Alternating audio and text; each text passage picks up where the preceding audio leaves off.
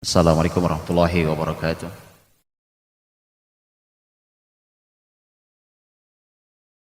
Alhamdulillahilladzi bi ni'matihi tatimmu. Asyhadu an la ilaha illallah wahdahu la syarika lah. Wa asyhadu anna Muhammadan 'abduhu wa rasuluh.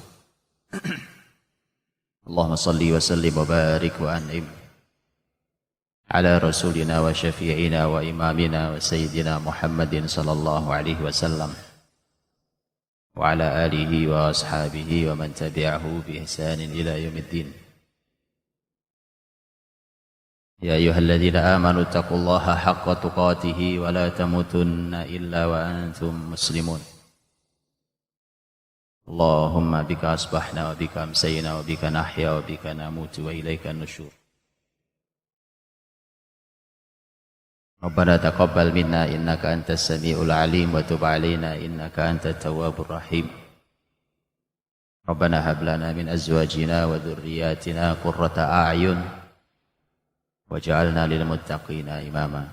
Allahumma ij'alna muqimis shalah wa min dhurriyyatina rabbana wa taqabbal du'a. Amma ba'd. Mukminin dan mukminat hafizakumullah. Syukur pada Allah Subhanahu wa taala, temuan pagi yang penuh dengan keberkahan. Ada keberkahan masjid rumah Allah, ada keberkahan berjamaah, ada keberkahan persaudaraan, ada keberkahan majelis ilmu, ada keberkahan waktu pagi. Maka semoga hidup kita semuanya barokah, karena ini lapis-lapis yang sungguh sangat luar biasa, berkah di atas berkah. Maka itulah yang diharapkan, dan itulah yang banyak hilang hari ini dari masyarakat negeri ini hari ini, termasuk negeri ini, yaitu hilangnya keberkahan. Saudaraku dirahmati Allah Subhanahu wa taala, pembahasan kita pagi hari ini sebagaimana yang diamanahkan ke saya tentang mendidik generasi gemilang dengan Al-Qur'anul Karim. Saya tidak akan bicara tentang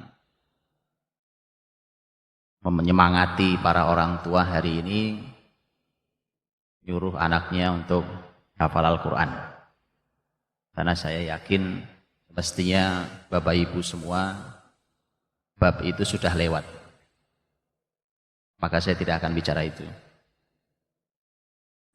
Saya tidak akan bicara tentang apa keistimewaannya orang yang menghafal Al-Quran, membaca Al-Quran. Saya tidak akan bicara itu, karena lagi-lagi semestinya bab itu di kita juga sudah selesai. Karenanya kalau babnya adalah anak kita harus belajar Quran, harus hafal Quran, itu sudah kita anggap selesai, ya, sudah harus tuntas selesai, nggak perlu dibahas lagi. Itu sudah final, itu sudah final. Bahwa anak kita harus belajar Quran. Beberapa kali saya dimintai nasihat dari anak-anak muda yang ingin sekali menghafal Quran, tapi sibuk dengan kuliahnya. Atau anak usia SMA, ingin sekali hafal Quran, tapi sibuk dengan sekolahnya, dan tentu kegiatan sekolah dan kampusnya tidak mendukung, karena kesibukan luar biasa.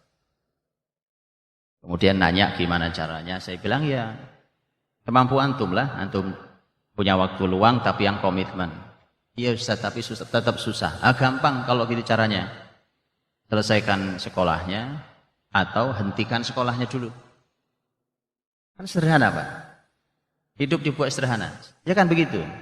Antum cuti dari kampus 1 semester, kalau anak muda 1 semester sudah cukup, cukup. Begitu ya, jadi bab itu sudah lewat di kita ya. Sudah lewat, kita akan bicara yang lain yang satu level di atasnya. Satu level di atasnya. Jadi mohon di pembicaraan kita hari ini adalah pembicaraan yang satu level di atas itu. Dan sekali lagi mohon sudah harus tuntas, sudah harus final bahwa anak-anak kita memang harus belajar Quran. Kalau ada yang anak-anak kita yang belum gitu ya, belum belajar Quran atau apa, itu ya kalau sudah terlambat tadi resepnya Pak. Resepnya adalah berhentiin aja dulu sekolahnya. Terus cuti dulu atau apa, gampang. Kalau bagi waktu susah, kecuali bisa bagi waktu silahkan dibagi waktunya. Dan alhamdulillah perlu kita syukuri dulu di awal bahwa gelora di negeri ini hari ini dan beberapa tahun ke belakang untuk mulai mendekat menghafal, membaca Al-Quran, menghafal Al-Quran sungguh sangat luar biasa. Itu sebuah rasa syukur kita pada Allah Subhanahu wa taala bahwa umat ini mulai hadir. Dan tentu berbeda dengan generasi yang sebelum kita, ya generasi-generasi yang hari ini tentu bukan hadir hari ini, maka alhamdulillah kalau babnya adalah membaca Quran dan menghafal Quran sudah mulai selesai, sudah mulai tuntas. Karena generasi-generasi hari ini beda dengan generasi yang kemarin-kemarin. Generasi yang kemarin-kemarin ketika bahkan sudah menjadi orang penting di negeri ini, sudah jadi pejabat besar di negeri ini, sudah jadi orang luar biasa di masyarakatnya, tapi baca Qurannya belum bisa. Makanya calon pejabat dikasih syarat harus bisa baca Quran saja, gegernya minta ampun. Ya, itu tapi generasi itu sudah selesai. Sudah selesai. Suruh mereka belajar baca Quran yang benar atau kita tunggu matinya. Diganti generasi berikutnya. Baik, teman-teman dirahmati Allah Subhanahu wa taala. Saya justru ingin memulai dari kalimatnya sahabat mulia, ahli Al-Quran, guru besar untuk umat ini, orang yang 15 tahun membina Persia, dimulai dari kota Kufah, yang 15 tahun bisa antum bayangkan berangkat ke Kufah di masa Khalifah Umar dan pulang dari Kufah di masa Khalifah Utsman, sudah ganti khalifahnya. Ketika ditanya, kok kamu kembali ke Madinah, siapa yang jaga Kufah? Jawabannya, tidaklah saya tinggalkan Kufah kecuali setelah saya tinggalkan generasi yang kualitasnya seperti saya. 15 tahun. Orang yang luar biasa yaitu sahabat mulia Abdullah bin Mas'ud radhiyallahu anhu. Sahabat mulia Abdullah bin Mas'ud radhiyallahu anhu, beliau pernah berkata, kata beliau, inna sauba alaina hifdhu alfadhil Quran wa sahula alaina al-amalu bih wa anna man ba'dana yashulu alaihi hifdhul Quran wa yas'ubu alaihi al-amalu bih. Sesungguhnya kami ini para sahabat, angkatan para sahabat, kami masyarakat ini, itu masyarakat yang susah menghafal ayat-ayat Quran itu. Bisa bayangkan ya teman-teman, orang sekelas Abdullah bin Mas'ud, guru besar Quran di umat ini, mengatakan kami ini masyarakat yang susah menghafal ayat-ayat Quran, tapi dimudahkan untuk kami mengamalkannya. dan generasi yang datang setelah kami mudah sekali mereka menghafal Quran, tapi sulit mengamalkannya. Itu yang mau saya bahas. Saya ulangi kalimat Abdullah bin Mas'ud. Kami ini masyarakat yang sulit menghafal ayat-ayat Quran, tapi mudah mengamalkannya. Dan sesungguhnya datang setelah kami masyarakat yang mudah menghafal Quran, tapi sulit mengamalkannya. Ini tamparan keras dari Abdullah bin Mas'ud radhiyallahu anhu. Hadirin, Kufah akhirnya nanti menjadi salah satu pusat peradaban dunia dalam bidang ilmu.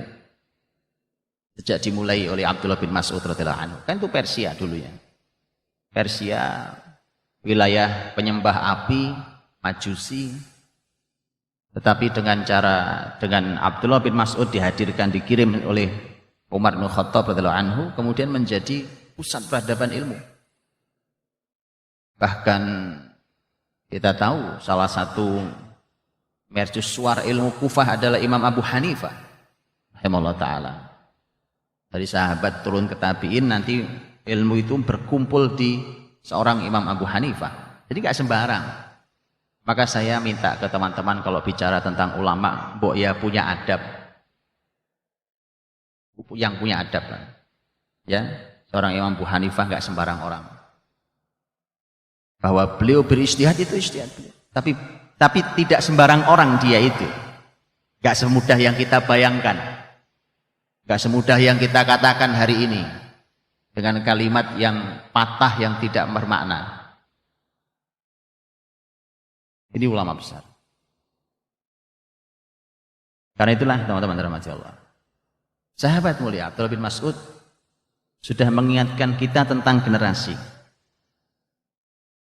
Jadi pembahasannya bukan lagi Quran atau bukan Quran. Bukan, sudah lewat itu. Baik, sudah lewat. Pembahasannya kita sepakat Quran. Yuk kita didik generasi dengan Quran. Cuma dahulu para sahabat itu, pengakuan Abdullah bin Mas'ud radhiyallahu anhu, sulit menghafal Quran. Baca ayat begitu susah ngafalnya, Pak. Dan nampaknya generasi ini hari ini di kita, Masya Allah, menghafal Quran mudah sekali. Kalau Abdullah bin Mas'ud kan orang Arab, Al-Hudhali, beliau harusnya lebih mudah menghafal Quran karena orang Arab. Bayangkan di kita, ini mukjizat Quran. Di kita berbicara tidak dengan bahasa Arab, bahasa kita bukan bahasa Arab. Mata kita ini terbiasa kalau buka buku dari kiri ke kanan. Sementara Quran mushaf buka dari kanan ke kiri. Itu sudah beda, di mata juga sudah beda. Segitunya. Seperti itu pun ternyata hari ini Masya Allah, anak kecil-kecil di kita sudah hafal Quran. Mudah sekali. Program menghafal Quran hari ini bukan lagi tahunan, bahkan tidak lagi bulanan. Hitungannya sudah hari. Sekian hari hafal Quran 30 juz. Ajaib. Itu yang disampaikan Abdullah bin Mas'ud radhiyallahu anhu. Dan beliau katakan tadi, datang generasi setelah kami, mereka yang mudah menghafal Quran. Nah, cuma kalimat belakangnya itu yang gak enak.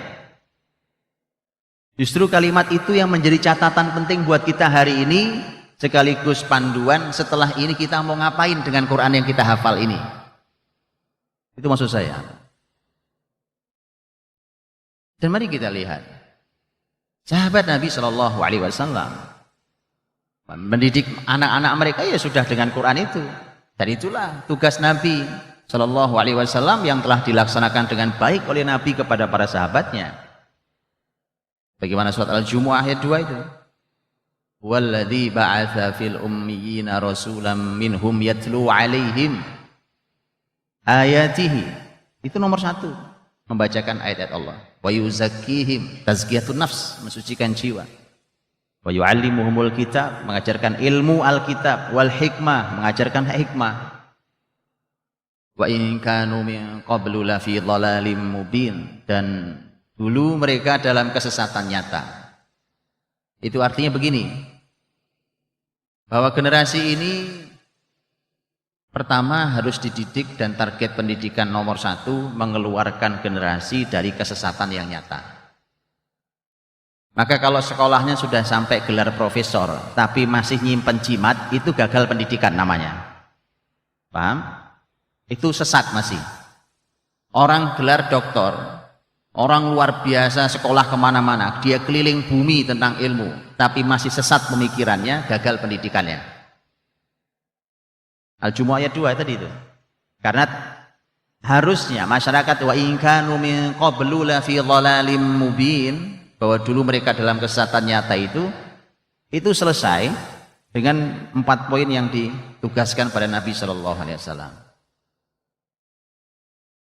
Kemudian yang kedua, bahwa untuk mengeluarkan dari kesesatan nyata itu poin-poinnya tadi itu.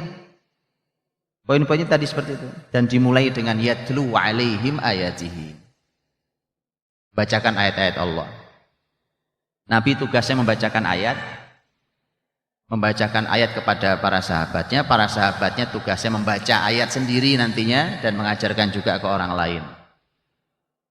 Cuma teman-teman kata membaca, kata tilawah versi zaman sahabat ketika ayat ini turun. Tentu bukan membaca seperti kita hari ini.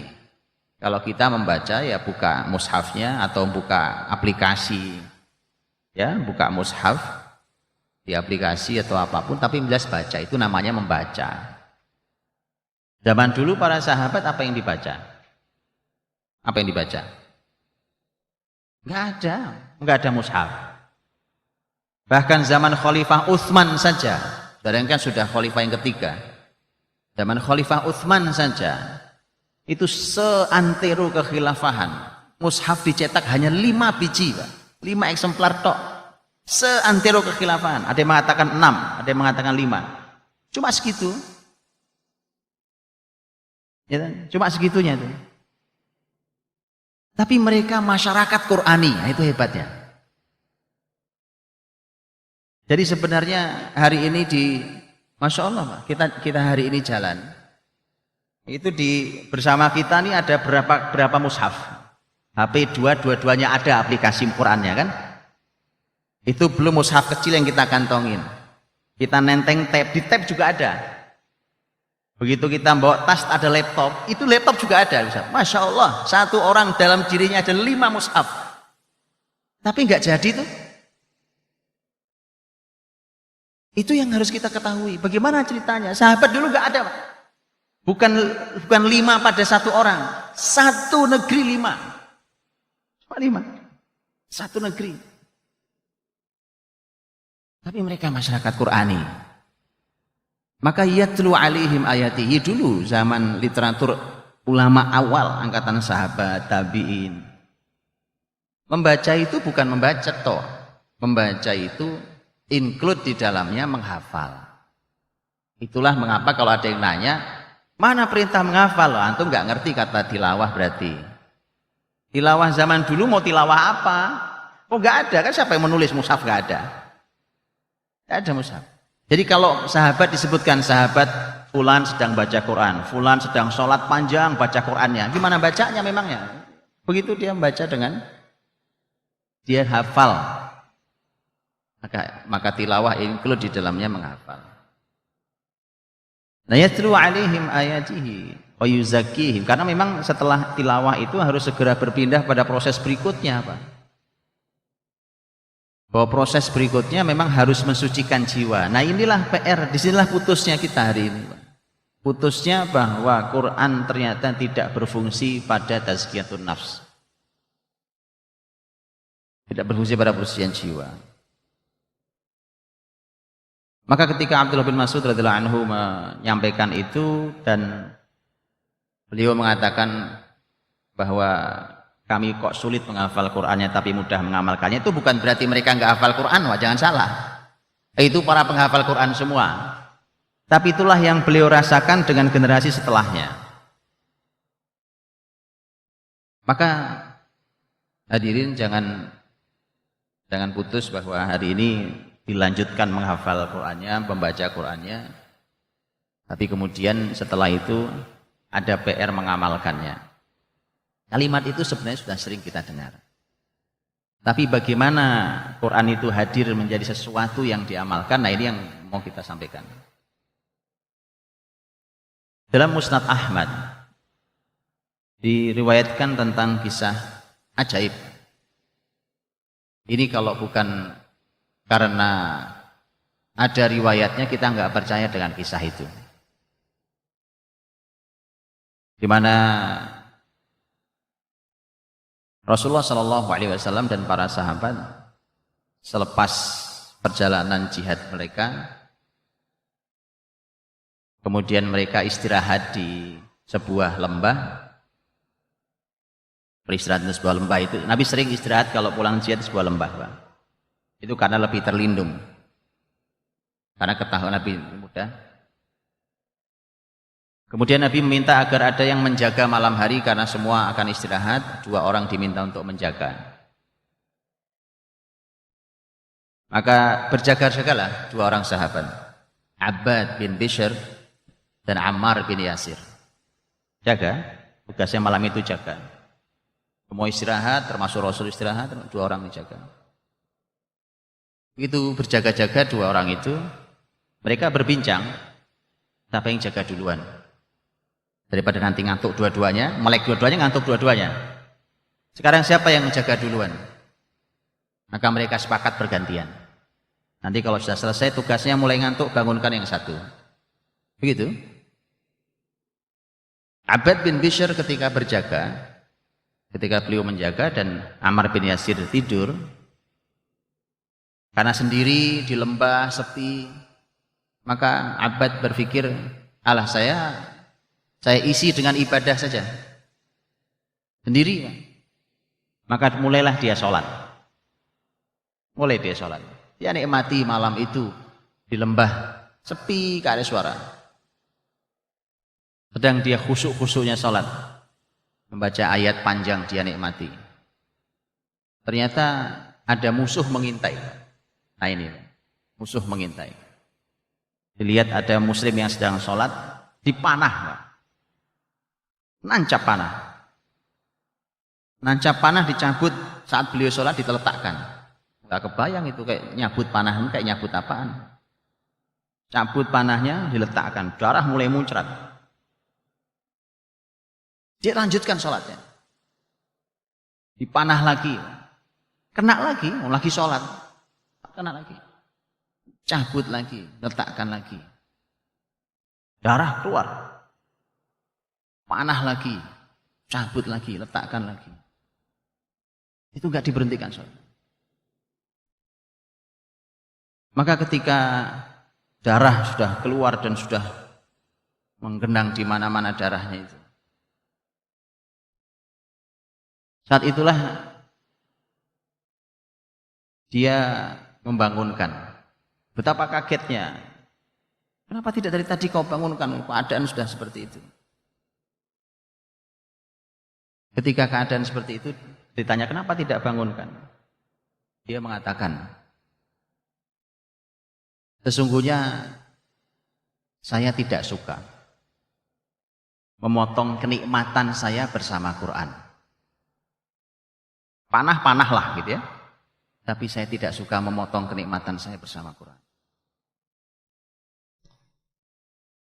Ini cuma contoh. Begitu sahabat itu. Sama Quran itu sampai begitunya. Makanya nggak masuk hari ini. Kalau orang ngafal Quran, ya kan, cuma pengen lomba tahfidz sana sini, musabaqah tilawatil Quran, musabaqah hifdzil Quran, musabaqah levelnya kota, provinsi, nasional, internasional, ujungnya hadiahnya umroh. Bukan tidak boleh, saya tidak bicara itu hukumnya haram, itu hukum lain ceritanya. Saya cuma ingin sampaikan hati-hati, Pak. Generasi dengan keadaan seperti hari ini. Apalagi kalau lomba itu harus masuk ke media. Masuk ke media, Pak. Saya lebih khawatir lagi. Jujur saya mohon maaf, saya lebih khawatir lagi. Masuk ke TV nasional. Anak kecil-kecil tuh izinkan saya agak berbeda dengan mungkin hadirin. Pertama, saya ngerti TV, itu pertama. Kalau Bapak Ibu nggak tahu nanti saya kabari. Kayak apa dalamnya TV. Betapa ruwetnya kabel di dalam TV itu ya. Nanti saya tunjukkan. Kalau tidak tahu saya beritahu nanti Pak kapan-kapan. Ya. Kemudian generasi yang baru tunas ini, baru tumbuh tunas ini. Mengerikan ketika bergeser visi dan niatnya. Mengerikan ketika mereka disibukkan dengan gebiar keterkenalan. Keterkenalan itu sebuah fitnah sendiri. Ya. Jadi sudahlah.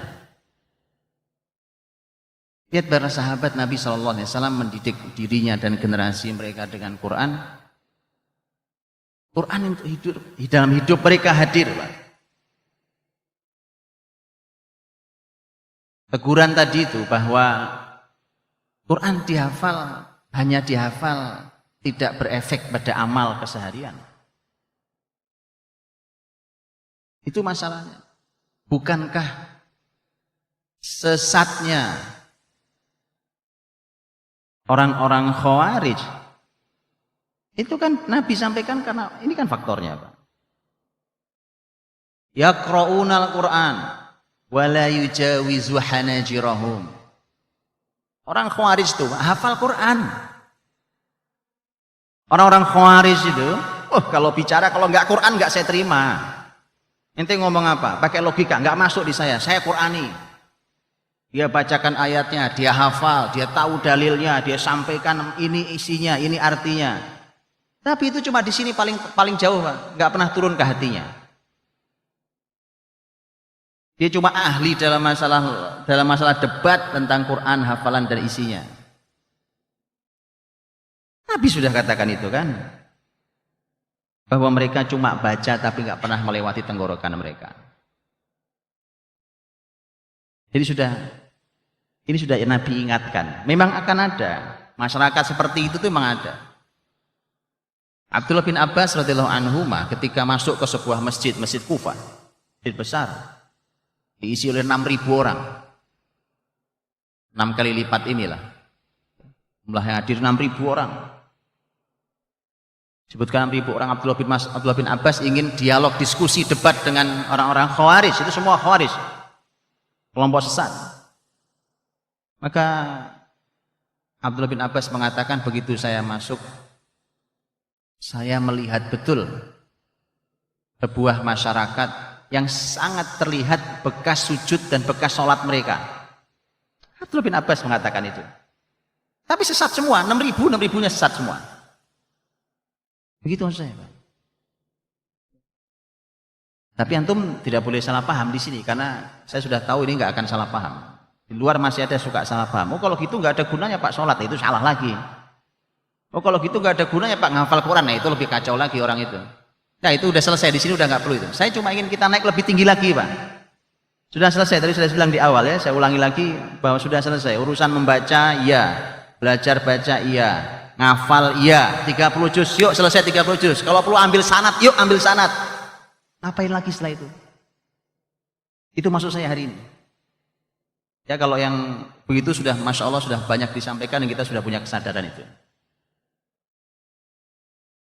Jadi dirahmati Allah. Maka kisah sahabat yang tadi saya sampaikan di dalam Musnad Ahmad rahimahullah ta'ala. Sungguh luar biasa. Bagaimana mereka berinteraksi dengan Qur'annya. Quran itu kenikmatan, Pak. Bagaimana mereka menikmati Quran mereka. Itu apa susahnya sih menghentikan wong itu panah sudah nancap darah bercucuran. Nyabut panah emangnya nyabut apaan, Pak? Emang panah bentuknya bagaimana? Dicabut gitu emang nggak lepas dagingnya. Tapi itulah kenikmatan mereka terhadap Quran tidak mau diganggu oleh apapun. Dan kita semua tahu itu. Makanya Abdullah bin Mas'ud juga yang menyampaikan kepada para ahli Al-Quran.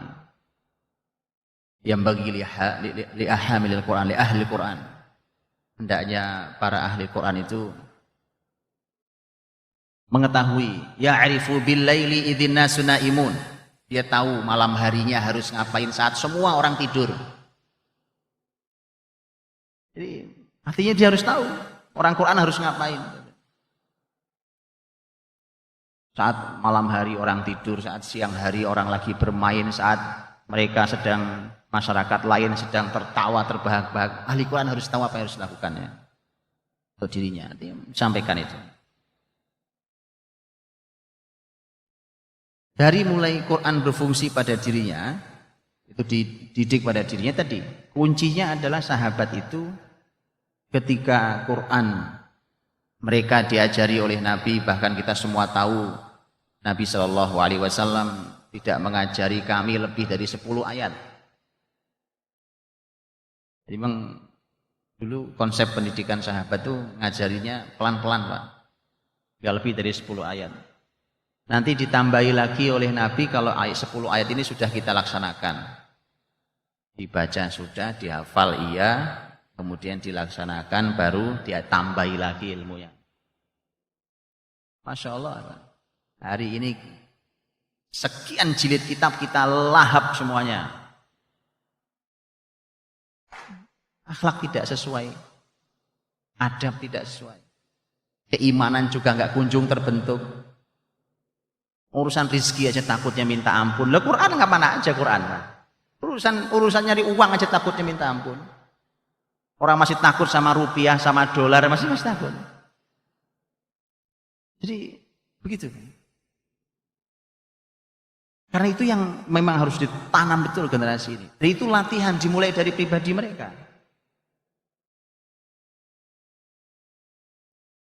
Karena itulah para sahabat Nabi menjadi contoh mercusuar buat kita bahwa Quran ini dididik pada diletakkan, dimasukkan di akal mereka, diletakkan dalam kehidupan mereka, mewarnai hidup mereka, dimulai dari mensucikan jiwa mereka. Dengan baca Quran itu targetnya harus suci jiwanya. Wa yuzakkihim. Salah satu kunci utamanya adalah membaca dan menghafal Quran. Maka itu harus bisa mensucikan jiwa.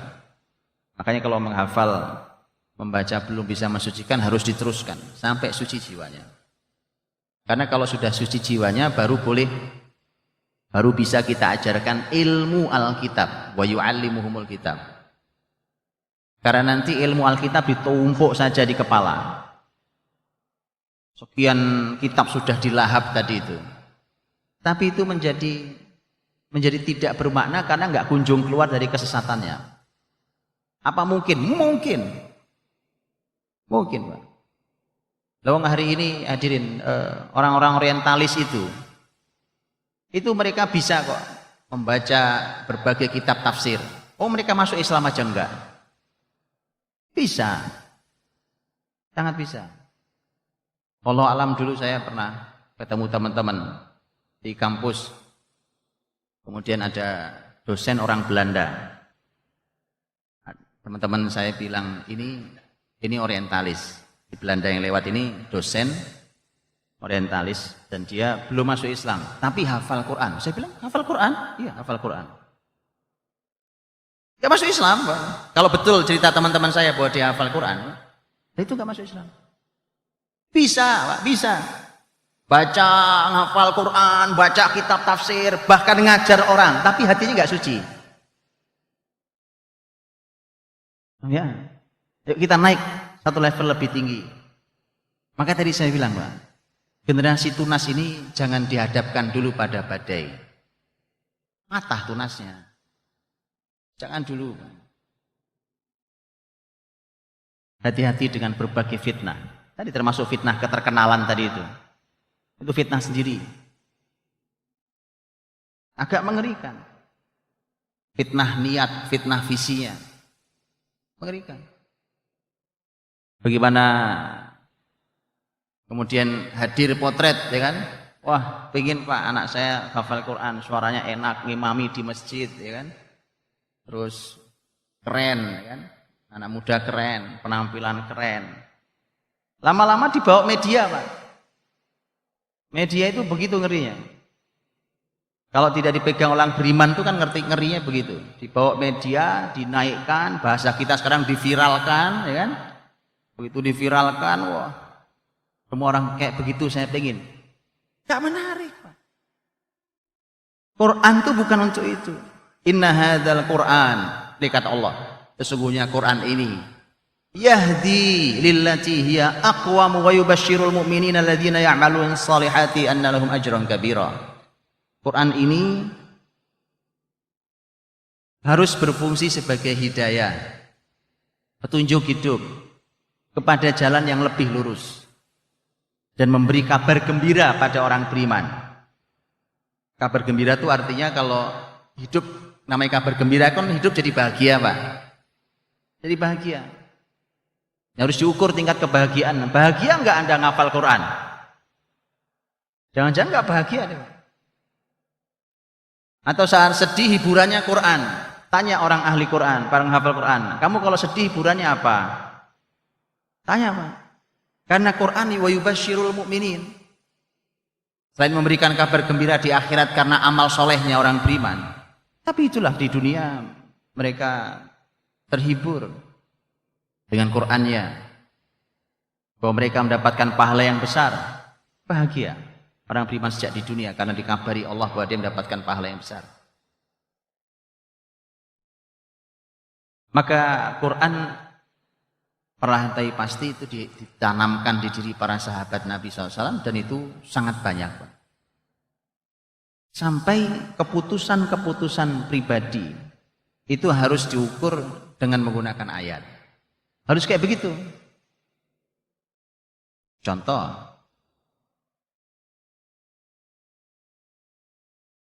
ketika kisah Julaibib, sahabat Nabi SAW, Julaibib pemuda belum nikah, pemuda lajang belum nikah, dan Julaibib secara penampilan tidak ada akhwat yang tertarik, Pak.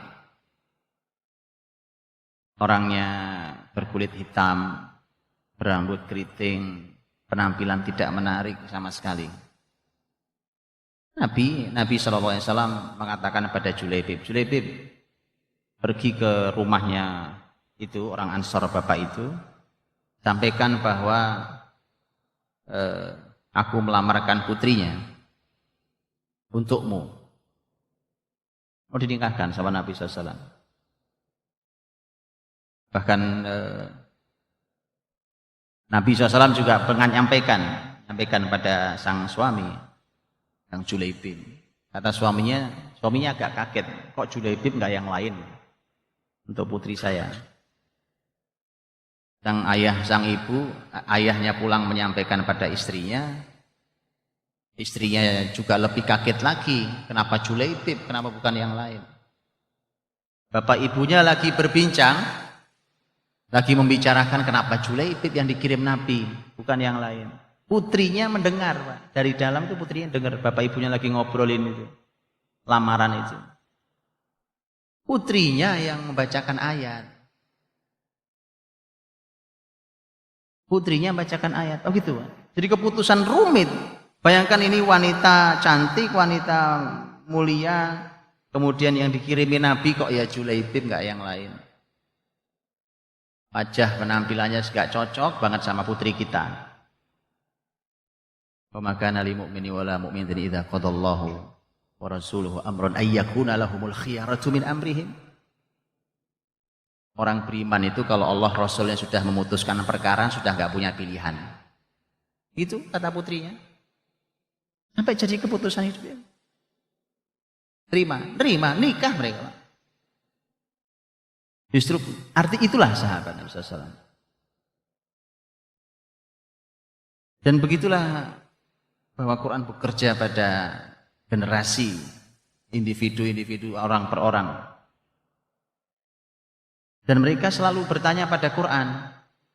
Ketika naik, umpamanya levelnya level keluarga. Nabi itu individu, kemudian nikah punya keluarga gitu.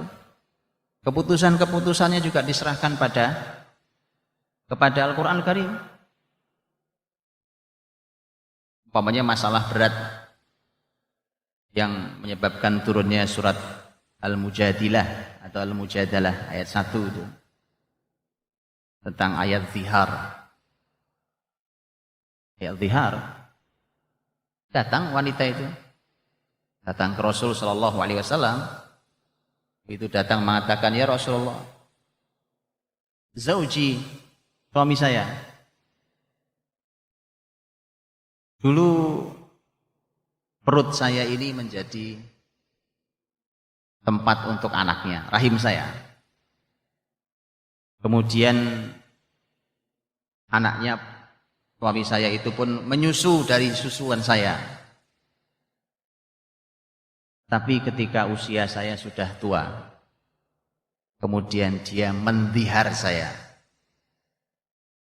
Dalam fikih kalimat dihar terkenal, antika dhahri ummi, kau seperti punggung ibu saya.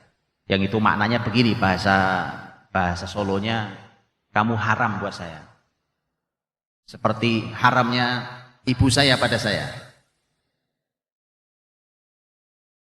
Itu urusan keluarga, Pak. Datang ke Rasul minta solusi. Ngobrolnya di rumah Aisyah, karena Rasul waktu itu sedang ada di rumah Aisyah radhiyallahu anha. Di ruang tamu, karena semua rumah Nabi, rumah istri-istri Nabi itu rumahnya satu kotak begitu. Di dalam itu ada dua, satu kamar, yang satu ruang nerima tamu. Cuma itu isinya. Ya, ada satu kamar dan satu nerima tamu. Jadi kalau Nabi lagi nerima tamu, tentu yang di kamar kedengeran. Tapi tadi, Allah, ketika wanita datang mengadu ke Nabi, ngobrol di ruang tamu, Aisyah di dalam kamarnya. Kata Aisyah, saya kadang dengar, kadang nggak dengar suaranya. Karena kadang namanya orang perempuan lagi sedih, Pak. Mengadukan masalahnya, kadang suaranya tinggi, kadang rendah, gitu ya. Sedih. Tapi Allah berfirman, qad sami'a Allahu qaulal lati tujadiluka fi zawjiha. Tapi Allah dengar. Makanya Aisyah mengatakan, heran saya yang cuma di sebelah kamar saja, nggak dengar semua kalimat ini, tapi Allah di atas langit yang 7 sana dengar. Qad sami'a Allah. Setelah turun ayat memberikan solusinya. Jadi keputusan yang dibuat. Dan itu kemudian mereka taati. Dalam urusan aktivitas harian juga demikian. Sahabat Nabi Shallallahu Alaihi Wasallam. Mereka aktivitas apapun itu, mereka cari uang, mereka ke pasar, mereka ke kebun, mereka ditanyakan pada Quran. Quran bicara apa? Tanyakan pada Al-Quran. Sampai nanti mereka memimpin negara. Tapi sulit. Kalau tiba-tiba Anda bicara, ayo negara ini kita Qurankan. Gimana wong dia nggak ngerti? Secara pribadi aja mereka belum kagum dengan Qurannya. Belum kagum dengan Qurannya, Pak. Itu kan proses sahabat dimulai dari dirinya. Begitu mereka kagum, mereka cinta, mereka pokoknya kalau nggak Quran saya pengen ini solusi ini Qurani, gitu. Sampai di keluarga, sampai di aktivitas mereka dan seterusnya. Sampai nanti ketika sudah level berikutnya mereka punya amanah negara. Sepeninggal Rasul kan mereka mimpin negara, Pak. Dan negaranya bukan negara kecil. Zaman Abu Bakar saja negaranya satu jazirah Arab sekarang. Satu jazirah Arab sekarang itu 7 negara, Pak. Sekarang Saudi yang paling besar, tapi bukan satu-satunya, satu jazirah Arab. Itu zaman Abu Bakar sudah sebesar itu. Zaman Umar jangan tanya lagi, Persia sudah tutup, Romawi bagian Syam sudah selesai, sudah masuk ke Mesir, nyebrang sampai sudah ke arah barat sampai ke Libya. Segede itu negaranya. Nah itu negara harus diurusi pakai Quran. Maka semua hal diputuskan dengan Quran. Tapi prosesnya memang sudah sekian lama mereka bergaul dengan Quran dalam hari-hari mereka. Umar radhiyallahu anhu ngaji surat Al-Baqarah 12 tahun. 12 tahun. Anaknya yaitu Abdullah bin Umar ngaji Al-Baqarah 8 tahun. Karena lama, Masya Allah. Jadi matang betul mereka ngaji Quran itu sampai praktek. Bukan wawasan lewat fakofah.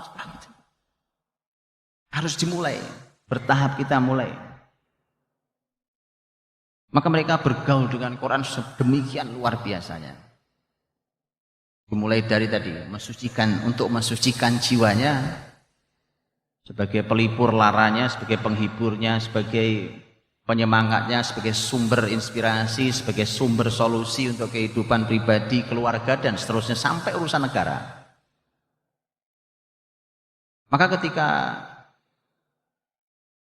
dalam Sahih Muslim ketika dialognya Umar radhiyallahu anhu sang khalifah dengan pemimpin Mekah, karena waktu Umar berangkat dari Madinah menuju ke Mekah disambut oleh pemimpin Mekah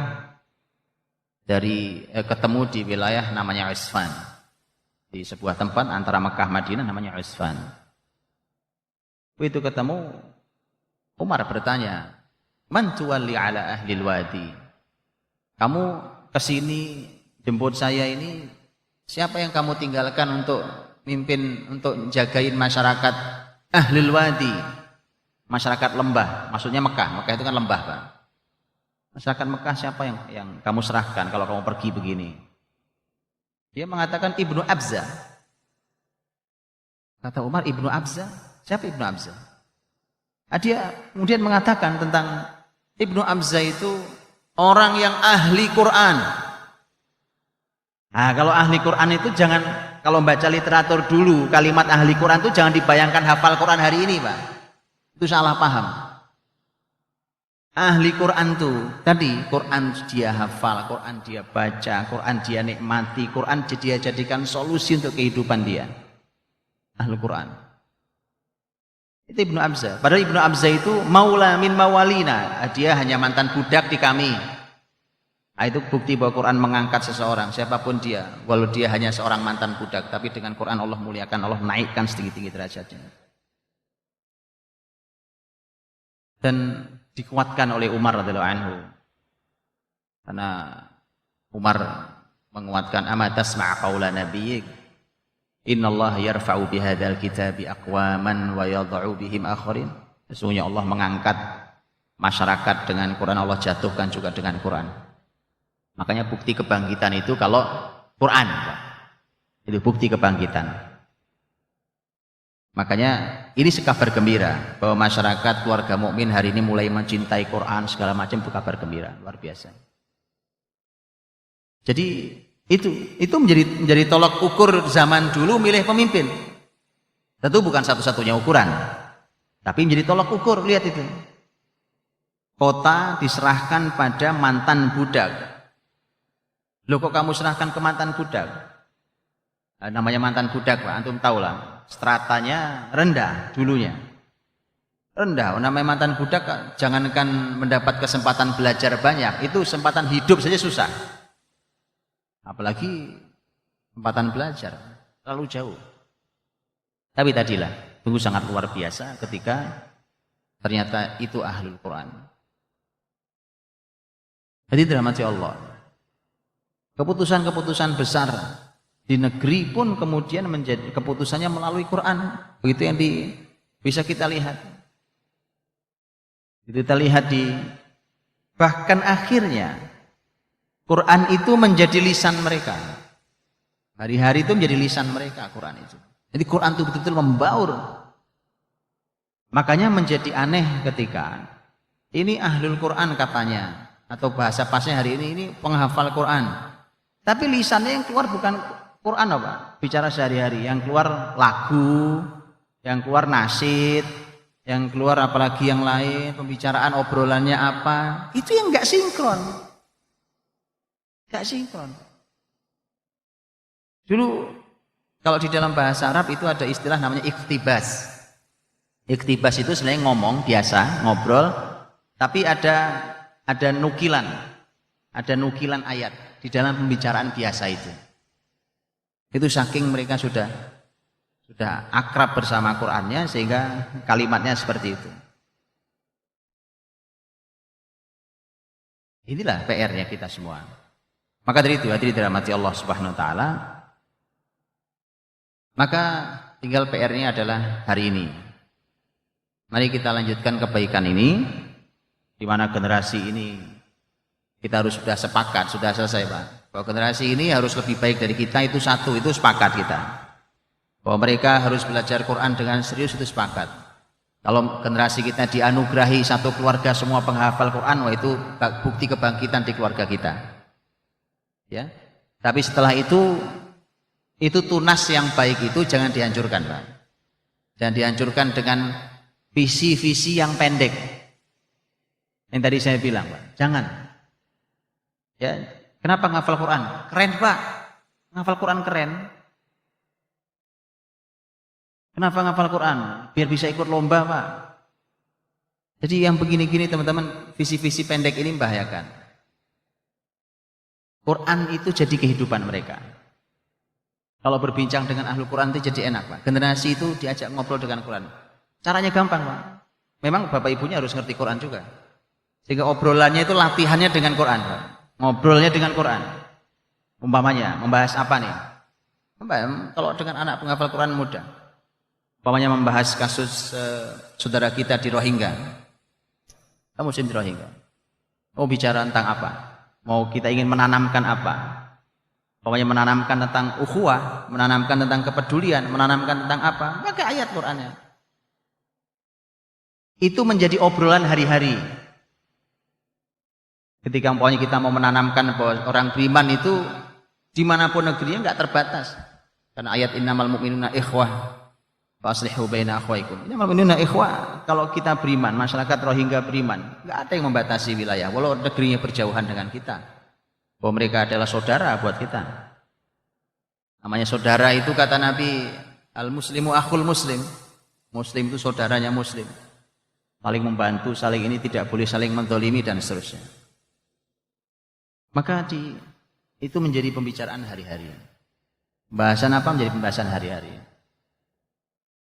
Nah, hadirin dirahmati Allah Subhanahu wa taala, begitulah nanti sampai mereka harus dilatih untuk memecahkan permasalahan apapun itu dengan melihat panduan Allah Subhanahu wa taala. Ketika nanti mereka menjadi ilmuwan, mereka mengambil peran-peran mereka di masyarakat di berbagai peran, di berbagai bidang yang ada, kepala mereka, hati mereka itu ketinggal di Quran, Pak. Ketika tertinggal di Quran, begitu di bidangnya dia menjumpai masalah, dia akan nanya, di Quran apa ya solusinya? Umpamanya dia seorang ahli kesehatan, umpamanya ahli kesehatan, kan tentu banyak masalah yang harus diselesaikan di dunia kesehatan. Dia mikir Quran apa ya, bicara Quran tentang apa ya, tentang kesehatan ini, untuk solusinya apa? Ketika bicara tentang dunia perdagangan, begitu, dunia pertanian, apa solusinya apa sebenarnya? Kan hari ini masalah di mana-mana, solusi nggak ada, Pak. Masalah di mana-mana, solusi nggak ada. Umpamanya masalah sosial, masalah keamanan, masalah masyarakat ini dan seterusnya. Itu perlu orang-orang yang hidup dengan Quran, yang mereka tahu ilmu Al-Qur'annya, kemudian ini solusinya sampai dia tahu mentahapinya, tahapannya seperti apa. Karenanya ini memang harus dilatih. Generasi seperti ini harus dilatih. Saya kasih contoh, Pak. Saya kasih contoh. Al-Khwarizmi rahimahullah ta'ala. Itu nulis buku yang jadi ilmu yang sekarang sudah ditiadakan namanya. Ilmu Al-Jabar. Ya kan? Tahu Al-Jabar? Generasi muda nggak manggut-manggut karena nggak tahu. Yang manggut-manggut yang tua. Ketahuan, karena memang antum nggak zamannya sekarang. Kasihan antum ini memang. Memang kasihan saya, Pak. Beberapa ilmu yang keren di orang-orang tua. Itu top-top ilmunya zaman dulu. Betul ya, Pak? Dulu namanya ilmu Al-Jabar, Pak. Yang muda-muda tahu Al-Jabar? Hah? Ya kan? Aljabar itu matematika, teman-teman. Di kurikulum Indonesia sampai tahun mungkin 80-an, 90 masih ada. 90 masih ada, Pak. Buku matematika itu tulisannya Aljabar. Aljabar itu judul bukunya Khwarizmi. Judul bukunya Al-Jabr wal Muqabalah. Judul bukunya. Sama sekarang masih ada buku itu, buku matematika. Yang menarik mukaddimahnya, Pak. Selain isinya, di mukaddimahnya beliau mengatakan, "Mengapa saya tulis buku ini? Mengapa saya tulis buku ini? Mengapa saya perlu memudahkan matematika ini? Karena dulu matematika Yunani dan matematika India dikenal rumit. Rumit sekali. Nah, Al-Khwarizmi itu sudah memudahkan matematika. Nah, jadi kalau hari ini antum nampaknya kesulitan dengan matematika, jangan-jangan matematika Yunani sama India itu, Pak. Jangan-jangan. Al-Khwarizmi mengatakan di mukaddimahnya bahwa mengapa saya tulis buku ini? Saya mudahkan matematika dengan cara ini. Karena sebagian ibadah muslimin harus menggunakan ilmu matematika. Contohnya faraid, wasiat, dan seterusnya. Di mana Khwarizmi hidup saat menulis? Artinya beliau hadir di dalam hidupnya itu, Pak. Dia hadir waktu nulis matematika itu. Di kepalanya pasti hadir Quran. Karena surat An-Nisa ayat 11, 12, 176 itu bicara matematika. Pembagian ilmu pembagian warisan. Ilmu faraid. Makanya hadirlah Al-Khwarizmi menulis itu, lihat tujuannya. Andai hari ini guru matematika yang ada di kepalanya itu, Pak. Begitu apa enggak ya? Guru matematika ada di sini? Jadi hadir di kepalanya, kenapa saya ajar ini? Khwarizmi, Pak, pakarnya matematika, puncak matematika itu, Al-Khwarizmi. Wong dunia ini berhutang jasa kepada Khwarizmi, bahkan Khwarizmi memudahkan dengan membuat angka 1, 2, 3, 4 yang kita kenal angka Latin. Itu bukan angka Latin, itu angkanya Khwarizmi. Bahkan angka 0 yang bulat. Itu lihat filosofinya angka Khwarizmi. Dibuat, kan orang beriman biasa berpikir dengan cara Qur'ani. Khwarizmi membuat angka 1, 2, 3 itu berdasarkan sudut. Ya, antum pelajarilah itu ya. Kalau 1, 1 sudut, 2, 2 sudut, 3, 3 sudut, 7 ya 7 sudut, 9 ya 9 sudut. Makanya 0 bulat nggak ada sudutnya. Ya kan? Tetapi 0 itu menentukan banyak hal, begitu ditaruh di belakang itu mengubah. Dari tadinya 1 menjadi 10, menjadi 100, menjadi 1000 itu berbeda. Kenapa? Kalau 0 itu di dalamnya digaris, dia menjadi sudut tak terbatas. Betul? Khwarizmi, Pak. Otaknya Khwarizmi itu. Dan itu bayangkan, beliau nulis buku Al-Jabr itu tujuannya supaya muslimin mudah beribadah. Bukan buat itu, buat ngitung ini, buat nanti ngitung jembatan, ngitung pesawat, ngitung enggak itu. Buat ibadah muslimin. Antum lihat bedanya. Seseorang membuat sesuatu. Al-Jazari rahimahullah ta'ala itu teknokrat, Pak. Jauh sebelum hari ini orang bicara robot, orang Jepang bikin robot, jauh sebelum itu Al-Jazari sudah membuat robot itu, Pak. Dalam bukunya, beliau punya buku, kitab Al-Hiyal namanya. Makanya teknologi suka disebut hiyal. Hiyal itu rekayasa, bukan begitu? Rekayasa. Hiyal itu artinya rekayasa. Kitab Al-Hiyal. Kitab Al-Hiyal itu ada 100 mesin ditulis, digambar, dijelaskan sampai cara membuatnya oleh Al-Jazari. Antum tahu yang menarik, Pak? Al-Jazari salah satu yang dibuatkan oleh beliau adalah dulu robot yang membantu wudhu, Pak. Oh, muslim hidup bersama Qur'annya. Coba hari ini, mohon maaf hari ini, coba robot dibuat maksiat, betul? Itu robot bantu wudhu, Pak, zaman dulu. Jadi robot itu dia buat robot yang khusus buat pemimpin untuk bantu wudhunya, sekaligus mengingatkan pemimpin kalau ini jamnya sholat. Karena kalau jamnya sholat itu robot jalan, Pak, menuju ke pemimpinnya. Ada tangan kanan, ada tangan kiri, nanti yang kanan nuangkan air, yang kiri ngasih anduk. Al-Jazari sudah membuat Pak John. Apa pertimbangannya? Cuma wudhu, sholat, mengingatkan pemimpin waktunya sholat. Saya orang beriman, kalau hidupnya bersama Quran itu jadinya begitu, Pak. Gitu ya. Ar-Razi, orang dokter ternama di zamannya, luar biasa. Kitabnya Ar-Razi menjadi literatur utama di Eropa, di dunia kesehatan sampai abad 15. Ar-Razi begitu melihat tentang pengobatan. Memang tidak bisa dipungkiri beberapa obat harganya mahal karena tumbuhannya langka, mungkin diambil dari negeri yang jauh, didatangkan kan mahal, hanya ada di tempat itu, jadi mahal jadinya. Maka Ar-Razi berpikir keras, karena dalam Quran diajari bahwa orang-orang miskin, orang tidak mampu harus dibantu.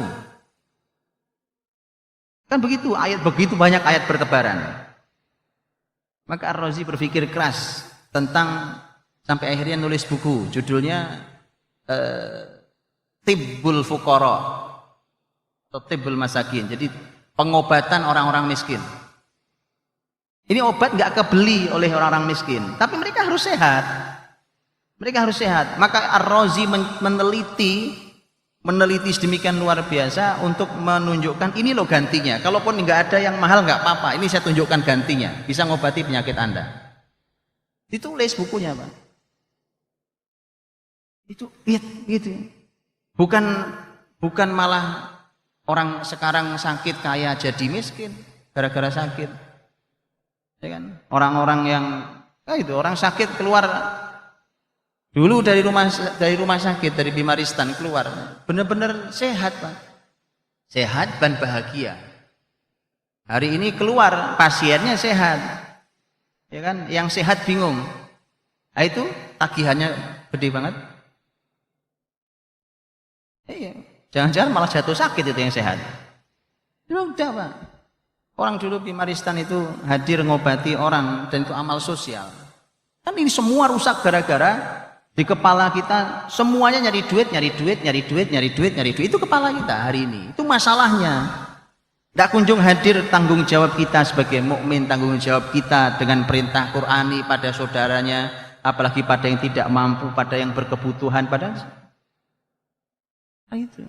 Dulu orang keluar dari rumah sakit Bimaristan dikasih uang sama Bimaristan ya, sama rumah sakitnya.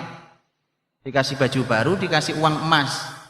Dihitung berapa lama kamu sakit di sini dan kira-kira kamu perlu recovery-nya berapa hari. Sepanjang itu kan kamu nggak bisa nyari uang. Nah, ini dikasih uang. Itu. Ayo cari di mana di Solo ada. Oh, di Indonesia aja nggak nemu. Iya. Itulah makanya hadirin, karena mereka muslimin dulu dimanapun keahlian mereka, karena mereka hadir bersama Qur'annya. Dan Qur'an itu kan dulu memang sudah hari-hari sejak kecil. Apapun nanti keahlian mereka memang sudah hari-hari sejak kecil. Nah itu maka harus dilatih. Dari sekarang itu dilatih begitu, bahwa mereka hidup harus dengan Qur'an. Kalau sudah Qur'an bicara sudah. Dan ini memang harus perlu latihan, bahwa mereka hidup harus bersama Qur'annya, tidak hanya pada membacanya, tapi juga bagaimana mereka memang hidup, nafas mereka Qur'ani, sampai nanti mereka dilatih memutuskan masalah dengan Qur'annya.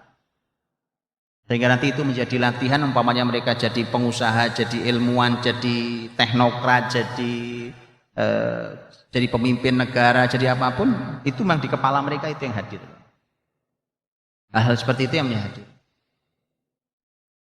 Ketika antum bicara tentang masalah ilmu, nggak ada agama yang menganjurkan ilmu sampai sekuat Islam, nggak ada. Atau bisa bayangkan masalah besar yang dihadapi oleh muslimin, oleh Nabi dan para sahabat di awal. Permasalahan dosa, permasalahan kemusyrikan yang dosa terbesar itu. Tapi uniknya, justru kata pertama yang Allah perdengarkan di telinga nabinya adalah Iqra. Ya, bacalah. Bukan Muhammad hancurkan patung mereka, bukan itu yang pertama. Muhammad lawan pemimpin zalim di Mekah itu. Bukan itu. Bukan itu ternyata. Padahal itu masalah semua. Itu sumber masalah semua, bukan? Ya. Tapi perintahnya Iqra bismi rabbikal ladzi khalaq. Bahkan Nabi masih disuruh sabar 13 tahun lamanya. Untuk sampai turun ayat udzina lil ladzina yuqataluna bi annahum zulimu. Telah diizinkan untuk membalas. Itu baru perang. Itu sabarnya 13 tahun lebih. Harus bisa bayangkan itu. Jadi teman-teman insyaallah dalam panduan, mereka hidup dalam panduan. Bicara tentang ilmu tadi umpamanya. Karenanya muslimin karena dorongan begitu kuat, ilmu itu harus sampai ke seluruh manusia. Muslim dan non muslim harus berilmu semua. Maka muncul ide-ide dari para pembesar Islam dulu. Maka muncullah namanya Baitul Hikmah umpamanya. Itu murni ide muslimin, belum pernah ada bangsa sebelumnya punya ide itu. Apa Baitul Hikmah? Baitul Hikmah itu awalnya perpustakaan, ujungnya kampus besar. Perpustakaan umum. Sebelumnya tidak pernah ada di muka bumi perpustakaan untuk umum. Kalau dulu ilmuwan Yunani ada ilmuwan Yunani. Ada pemikir-pemikir ilmuwan Yunani ada. Tapi mereka tidak punya perpustakaan umum, jangankan perpustakaan umum. Wong mereka saja itu masyarakat yang tersingkir. Jadi mereka itu masyarakat yang tersingkir di masyarakatnya, tidak dianggap oleh masyarakatnya. Itu para filosof itu orang kan nggak nyambung Pak diajak ngomong filsafat. Orang diajak ngomong muter-muter gitu, orang ini ngomong apa sih orang? Masyarakat apa? Apalagi ngomong perpustakaan nggak ada. Perpustakaan umum pertama muslimin yang buat Baitul Hikmah di Baghdad pertama kali. Kenapa? Kan tadi Quran mendorong untuk itu. Untuk ilmu. Dulu para khalifah kalau ada pedagang pergi ke negeri-negeri jauh, itu minta oleh-oleh. Khalifah itu minta oleh-oleh. Anda mau pergi ya, rombongan kemana? Ke negeri sana. Saya minta oleh-oleh. Anda tahu oleh-olehnya apa? Ini diminta. Bukan pakaian, bukan makanan, bukan. Yang diminta apapun buku yang ada di sana bawa ke sini. Nanti saya yang bayari. Oleh-olehnya buku dulu khalifah itu, Pak. Kan sadar bahwa itulah Islam. Itu muslimin tuh. Gitu ya, makanya hadirin inilah sudah waktunya begitu. Sehingga nanti di apapun mereka ilmunya akan coba mencari solusinya. Hari ini teknologi coba cari solusinya. Cari solusinya di Quran. Nah, itu nggak akan bisa kalau kita nggak tahu isinya memang. Nggak akan bisa. Dan isi itu bukan terjemahan, teman-teman. Dan juga bahkan bisa jadi tidak ada di tafsir ulama dulu. Kenapa? Karena para ulama menafsirkan sesuai dengan zamannya dan sesuai dengan ilmu yang Allah bukakan di zaman itu. Sementara di setiap zaman bisa hadir masalah baru. Nah, ini gadget antum ini masalah baru, ya toh? Masalah baru. Apapun, maka kemudian kalau Quran itu kan mukjizat. Quran mukjizat. Mukjizat itu berhasil mengalahkan apa saja yang paling dikagumi di saat kitab suci itu ada.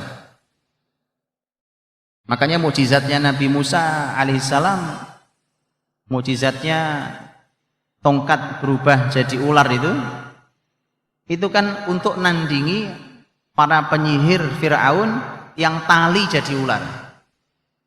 Semisal lah ya, yang ini tali, yang ini tongkat, tapi sama-sama jadi ular. Bisa mengalahkan. Begitulah mukjizat.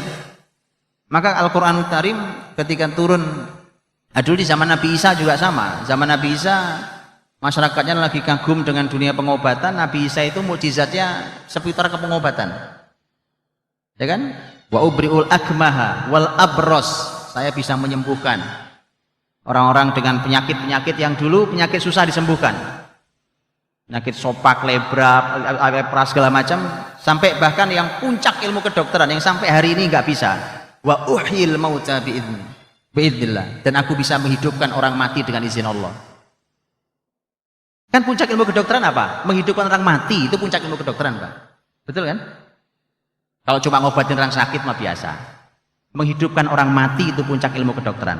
Orang mati datang ke dokter, saya dokter ahli, saya bisa hidupkan ini. Nah itu top itu. Mukjizat, karena zaman itu zaman orang sangat kagum dengan dunia medis, maka hadir mukjizatnya seperti medis itu. Makanya ketika para ulama mengatakan Quran bagaimana? Quran itu turun di masyarakat Arab yang sangat kagum dengan sastra. Kalau ada orang ngomong, Bang, di Arab dulu, kalau ada orang bicara, terus berantakan sastranya, itu malas mereka dengarnya. Orang nggak layak didengar. Ngomongnya aja banyak salahnya. Grammarnya, keindahannya, tingkat kebenaran, itu sudah nggak minat mereka bicara. Maka Quran hadir, itu mengagumkan bahkan penyair-penyair ternama zaman itu. Iya. Nah begitulah. Quran ternyata masih dipakai sampai hari ini. Kalau kitab suci lain kan udah berhenti tugasnya. Disempurnakan dengan Quran. Ternyata Quran masih dipakai sampai hari ini dan seterusnya. Lah hari ini apa yang paling dikagumi? Ini teknologi diantaranya.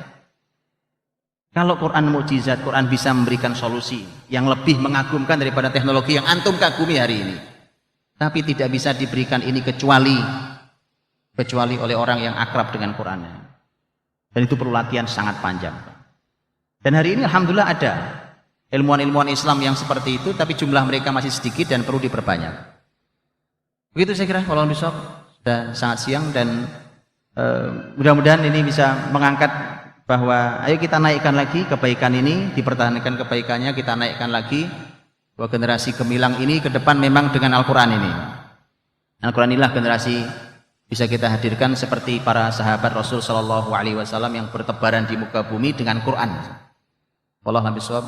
Assalamualaikum warahmatullahi wabarakatuh.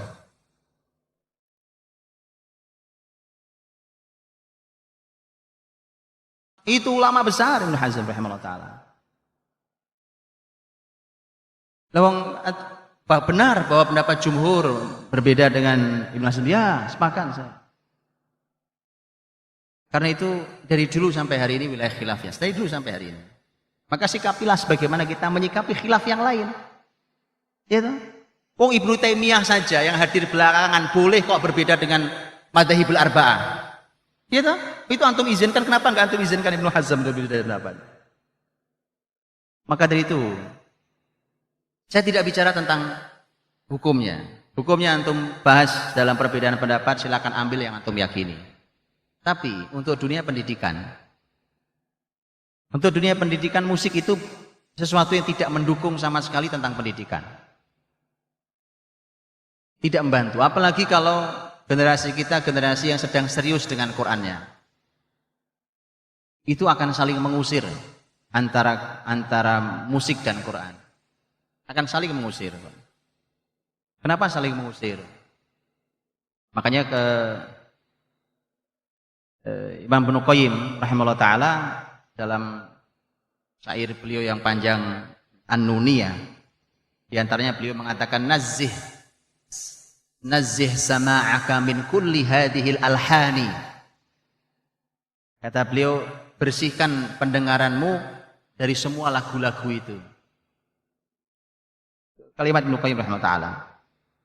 Untuk dunia pendidikan, beliau tidak bicara tentang masalah hukum. Soal pendidikan, makanya lihat ketika Imam Ahmad rahimahullah taala ditanya oleh anaknya Abdullah,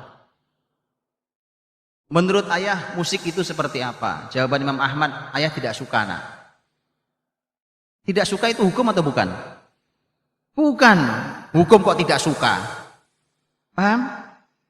Tapi karena yang nanya anaknya, dan beliau sedang ingin mendidik anaknya, gitu. Jadi dia bukan hukum. Hukum lain cerita pembahasannya. Karenanya teman-teman, Quran dan musik akan saling mengusir. Gak akan masuk. Dan betapa lelahnya orang menghafal Quran yang senang musik, itu lelah banget. Menjaga Qurannya lelah, senang musiknya. Makanya mestinya begitu. Ya, para penghafal Quran harus menjaga dirinya dengan sebaik-baiknya. Dan kalau anak-anak di sekolahannya masih musik menjadi bagian yang dianggap seni, ya kan, seni musik namanya. Ya makanya Anda harus berpikir juga, karena anak ini kalau mau belajar Quran, hidup bersama Quran, kasihan Pak, dia sulit karena dia masih bergaul sama musik juga, bergaul juga sama Al-Quran juga, itu lelah dia. Jadi dua hal yang berbenturan di dalam dirinya. Karena Quran sama musik itu sama-sama punya efek. Orang dengarkan musik enak apa tidak? Enak. Orang dengarkan Quran enak apa tidak? Enak. Bagi yang suka enak dua-duanya. Orang yang suka dengan musik, begitu dengarkan musik, itu beribu rasa ada dalam dirinya. Itu kan? Saatnya musik membuat dia tersenyum-senyum. Saatnya musik mengantarkan dia pada kenangan yang sudah lewat. Saatnya musik membuat dia meneteskan air mata. Gitu kan? Quran bisa begitu apa enggak? Bisa, sama persis. Makanya ini dua efeknya sama. Karenanya dia tidak pernah saling berteman, dia akan saling mengusir. Gitu? Wallahu a'lam bishawab. Untuk dari Ikhwan bisa langsung bertanya. Ada yang bertanya? Silakan. Assalamualaikum. Terkait dengan tadi yang disampaikan Ustaz Budi dalam Quran Surah Al-Ayat 2, karena di anak-anak kita sudah mulai kita sulit dengan menghafal Al-Quran. Sementara supaya Al-Quran bisa masuk ke hati, tadi perlu dengan namanya tazkiyah itu. Nah ini solusi yang paling singkat, cepat berarti gimana? Karena orang tua juga bingung nih bagaimana membersihkan hati anak-anak di masa yang sekarang memang fitnahnya banyak, terutama gadget dan sebagainya. Terima kasih. Ya, pertanyaannya tentang bagaimana tadi Quran kemudian harus menghasilkan pensucian jiwa, tazkiyatun nafs. Bagaimana caranya yang apa tadi Pak? Yang singkat, mudah, tepat gitu ya. Nah ini Masya Allah ini. Luar biasa ini. Terus ngasih tips yang singkat, mudah, cepat, ringan ya kan. Apa Pak, itu memang kita tahu kegelisahan para orang tua hari ini. Ya Pak, ini Pak, kan ketika yatlu alaihim ayatihi masuk wa yuzakkihim, baru wa yu'allimuhumul kitab. Tazkiyatun nafs itu tentu bukan hanya baca Quran, tapi ketika baca Quran juga justru merupakan menjadi kunci besar untuk tazkiyatun nafs. Tapi tazkiyatun nafs dengan berbagai macam bentuk caranya. Makanya contohnya ibadah itu semua, apapun ibadah itu adalah hasilnya adalah tazkiyatun nafs. Hasilnya. Makanya ketika bicara tentang sholat, innas sholata tanha 'anil fahsya'i wal munkar. Kan itu tazkiyatun nafs. Sholat mencegah berbuat keji dan munkar. Puasa juga sama. Puasa umpamanya, puasa Rasulullah SAW yang mengatakan tentang puasa, man lam yada' qaulaz zuri wal 'amala bih, falaysa lillahi hajatun fi an yada' ta'amahu wa syarabahu. Yang belum bisa meninggalkan ucapan dosa, Allah enggak perlu puasanya. Artinya ada tazkiyatun nafs, bahwa lisannya harus bersih sebagaimana dia nahan makan minum di waktu puasa. Begitu seterusnya. Haji sama. Haji demikian. Jadi semua ibadah itu adalah merupakan proses tazkiyatun nafs. Makanya Pak, Qur'annya sendiri yang sudah mulai dihafal, mulai dibaca, dilatih, dihafal, dibaca. Satu, buatkan pengkondisiannya di rumah kita. Di rumah kita, di kendaraan kita. Tadi makanya saya bilang, ayo kita singkirkan musik tadi itu. Saya sekali lagi tidak bicara hukum ya, tapi saya bicara pendidikan. Ayo kita singkirkan musik itu, karena itu nggak masuk di dalam proses pendidikan Qur'ani anak-anak kita. Kita ganti semuanya. Setel-setelan begitu nggak ada. Kalau masih ada yang begitu dibungkus saja, disingkirkan, buang. Di rumah kita, di kendaraan kita, dimanapun diganti, setelannya diganti. Kemudian tadi saya katakan orang tuanya perlu berilmu untuk menghadirkan pada anak semakin mereka cinta, kagum dan bangga tentang yang dihafalnya. Itu saya ceritakan. Anda ngobrol keluar ayatnya, Anda ngobrol bicara tentang ayat. Memang orang tuanya perlu belajar kalau ini. Harus belajar supaya anak mulai tahu, oh luar biasa ya Quran yang saya hafal ini isinya. Jadi ngomongin apa saja tanpa dia sadari dia kagum. Bahwa kita keadaan apa saja kita bicaranya ini ayatnya. Ini bicara ayatnya, ini bicara ayatnya. Sekali waktu boleh juga loncat pada hal yang lebih tinggi sekali waktu. Untuk mereka tahu bahwa ke depan sampai seperti ini, nak contohnya. Saya sering memberikan banyak contoh para ahli berbagai ilmu pengetahuan umum hari ini, para profesor, para doktor muslim, yang mereka akrab dengan Qur'annya, itu memiliki cara pandang yang sangat berbeda dengan ilmuwan yang semisal dengan dia yang tidak akrab dengan Qur'annya. Bahkan dia bisa menemukan ilmu-ilmu yang baru yang hari ini belum ditemukan oleh siapapun. Itu boleh juga sekali waktu dilemparkan supaya tadi. Nah, semua itu dibantu dengan tazkiyatun nafs, ibadah mereka. Sebagaimana prosesnya? Umpamanya perintah Nabi untuk menjaga anak-anak sholat, perintah dari umur 7, evaluasi umur 10, sebagaimana hadis Nabi yang sering juga kita kaji tentang masalah ibadah. Itu harus dijaga betul kan? Nah, kalau anak punya hafalan Quran, sholat masih guyonan, ya kan? Sholat masih bercanda, sholat masih belum baik, ada yang masalah dengan tazkiyatun nafsnya. Jadi ibadahnya begitu dijaga dengan sangat baik, puasanya begitu dijaga dengan baik. Tentu ada tahapannya, sekali lagi harus tahapannya, harus taati. Jangan juga terlalu semangat tapi lupa dengan panduan Nabi. Saking semangatnya, anak baru umur berapa dipres untuk puasa Ramadan. Ayo puasa Ramadan, itu temanmu sudah selesai 30 hari Ramadannya. Enggak ada satupun yang batal, enggak begitu, Pak, ada panduannya. Ada panduan Nabi SAW. Enggak sembarang. Nah begitu seterusnya, yang perempuan umpamanya. Dan tanyakan pada para ulama yang membahas. Umpamanya memakaikan jilbab bagi anak-anak.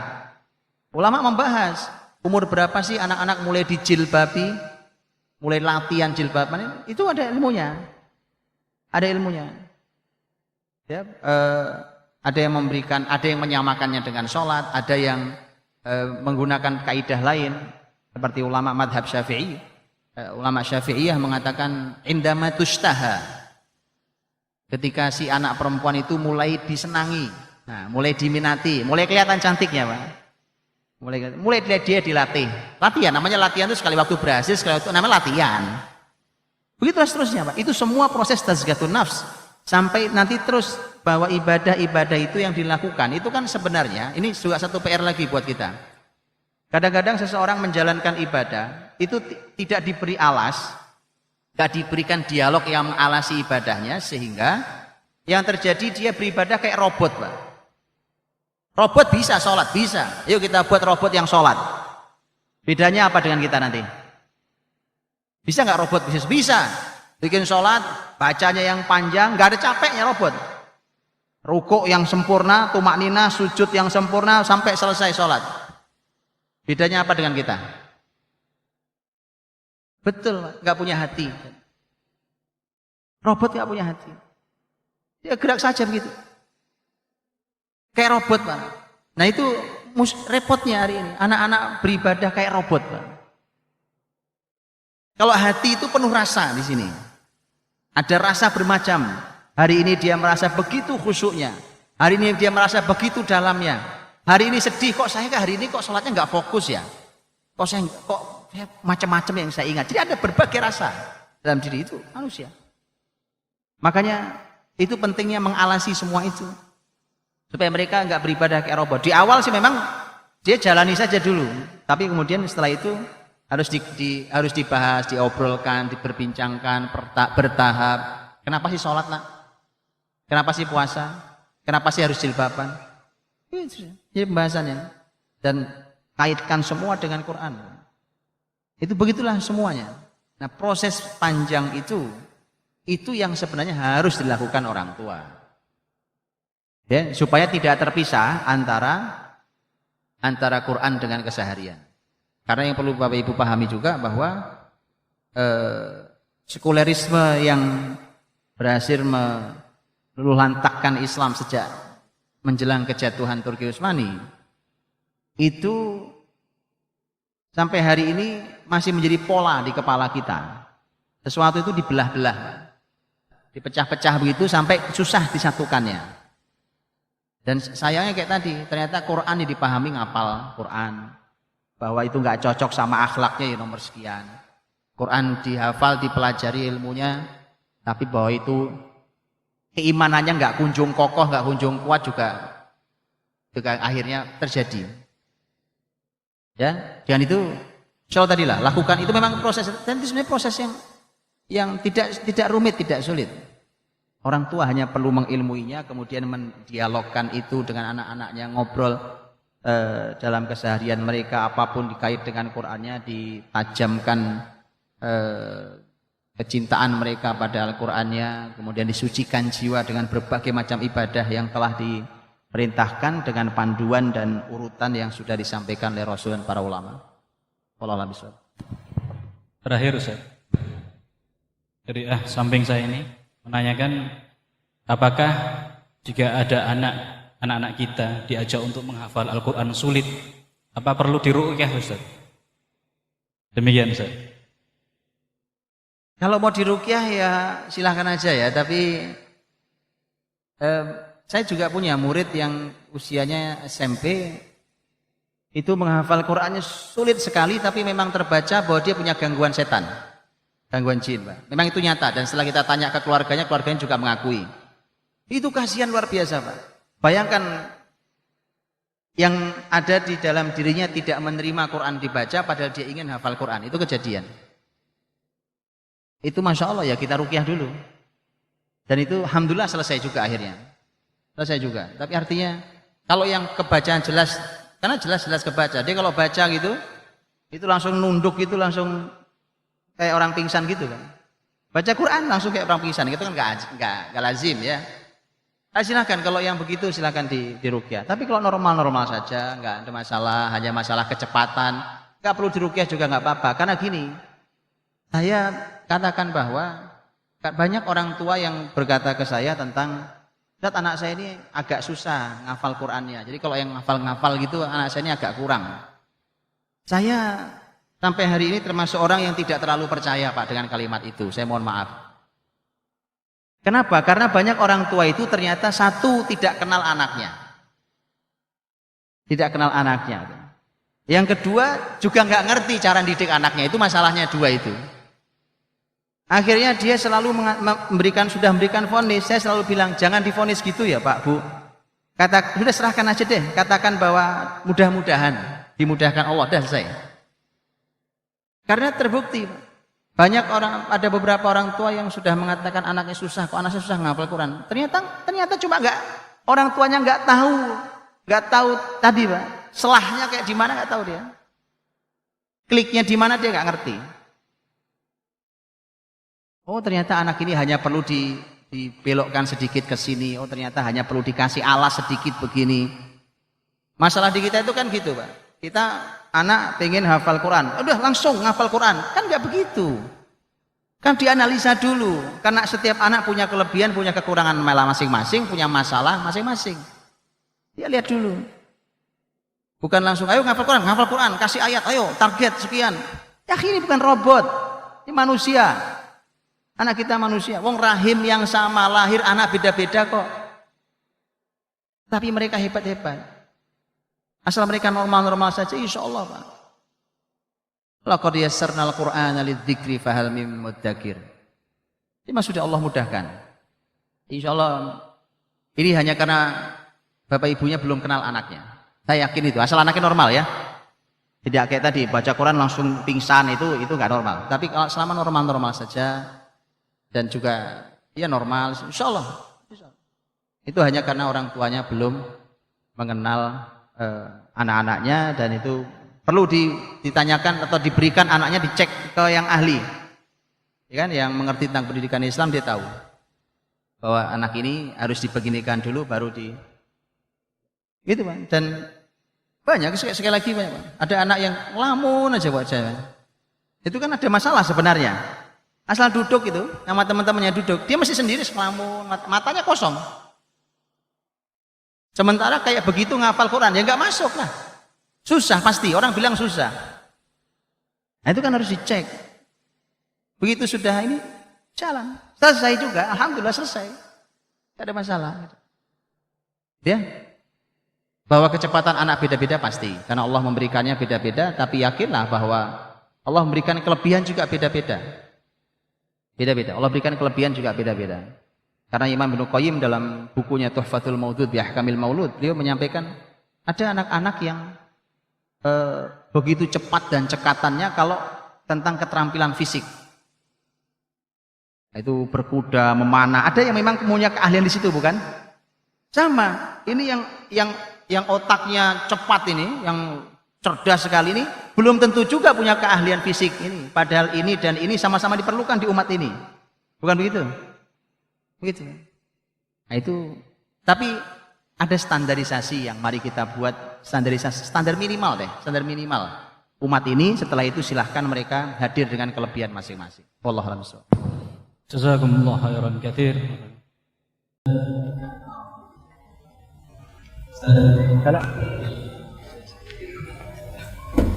Ahlan, silakan.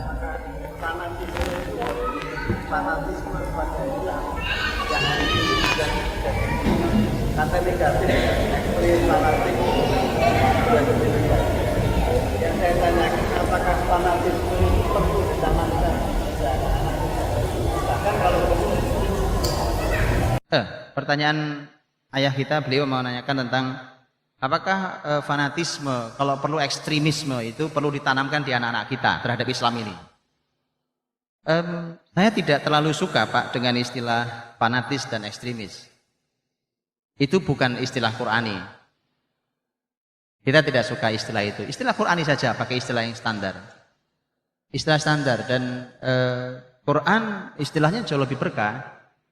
Ketika bicara tentang orang-orang beriman, orang-orang yang beramal soleh, baik amal solehnya, amal soleh ukhrawinya ataupun amal solehnya duniawi, al-khairat sebagai jenis macam kebaikan yang lain, maka itulah orang beriman yang dimau oleh Allah SWT. Tadi orang beriman yang kalau Allah dan Rasul telah memutuskan masalah, maka dia tidak punya pilihan lagi. Begitu itu yang kita mau. Kalau ada perbedaan masalah di kita, yuk kita selesaikan dengan keputusan Allah dan Rasulnya. Itu yang kita mau begitu. Dan istilah-istilah itu, kalau saya menyarankan tidak usah dipakai, karena istilah-istilah itu jebakan-jebakan yang dibuat oleh musuh Islam. Fundamentalis, ekstremis, moderat, apalagi yang lain, fanatis tadi itu, fanatisme tadi. Istilah-istilah itu saya melihat ini istilah memang disengaja dimunculkan untuk diadu antar kita. Sebagaimana saya tidak suka dengan istilah ekstremis, saya nggak suka dengan istilah moderat. Saya nggak suka istilah-istilah itu, Pak. Gimana, Pak?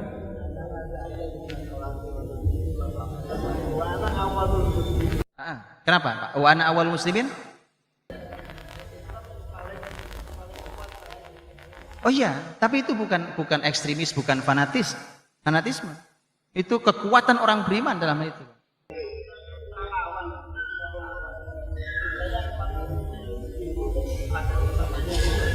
Ya, jadi yang pertama saya ingin sampaikan di awal adalah bahwa istilah-istilah itu jangan dipakai deh. Itu istilah yang buat musuh, buat ngadu muslimin. Oh ini Islam moderat, ini Islam ekstremis. Dan hentikan istilah itu. Makanya saya mohon maaf, saya tidak suka dengan istilah ekstremis, bagaimana saya tidak suka dengan istilah moderat. Kalau dia bilang ini Islam moderat, Islam itu moderat kayak apa modelnya? Islam ekstremis itu kayak apa modelnya? Enggak ada, Pak. Semua ada tempatnya. Ini generasi diajarkan dengan lengkap sempurna tentang Islam ini, makanya ilmunya harus sempurna, Pak. Ilmu itu jangan nggak sempurna. Untuk anak kita jangan loncat-loncat. Kalau buka kitab fikih dari mulai toharoh sampai ujungnya jihad, kita fikih itu ujung awalnya toharoh, ujung akhirnya bisa jihad, bisa hudud, urusan negara pokoknya. Ngajinya harus berurut begitu, jangan loncat sini, loncat sana.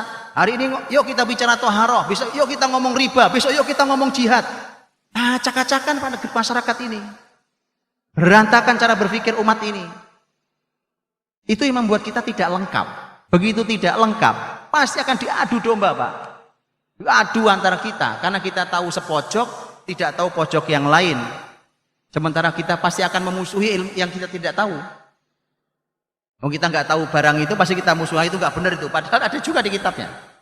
Nah itu makanya kemudian diadu. Nah, Sehingga begini Pak, yang harus dilakukan, apa sebenarnya yang harus dilakukan pada generasi kita itu?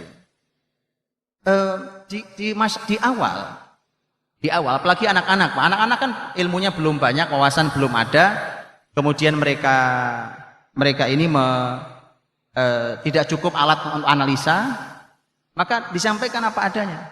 Nah, disampaikan Islam, dilatih mereka Islam, dibuat mereka bangga, termasuk ayat tadi, wa ana awwalul muslimin, fashhadu bi anna muslimin. Itu semua itu memang ditanam ke mereka, kamu muslim. Oke. Sudah. Nanti kalau di anak-anak ada efeknya, Pak. Efeknya anak-anak itu akan terkesan kayak teroris. Dia akan bilang, dan itu Anda boleh lihat. Begitu Anda bilang, tanam begitu kuat bahwa dia muslim, ini muslim, nah dibuat bangga dengan Islamnya, dengan Qurannya, dengan nabinya, dengan ibadahnya, dengan ini semua tentang Islam. Itu efeknya ada Pak. Efeknya itu anak-anak, karena masih kecil-kecil taunya. Dan saya sering ceritakan ini di banyak kajian Pak, bahwa ini karena harus mendidik harus benar dengan benar. Begitulah ketika dulu saya pernah tinggal tidak jauh dari sebuah gereja besar di Jakarta Timur.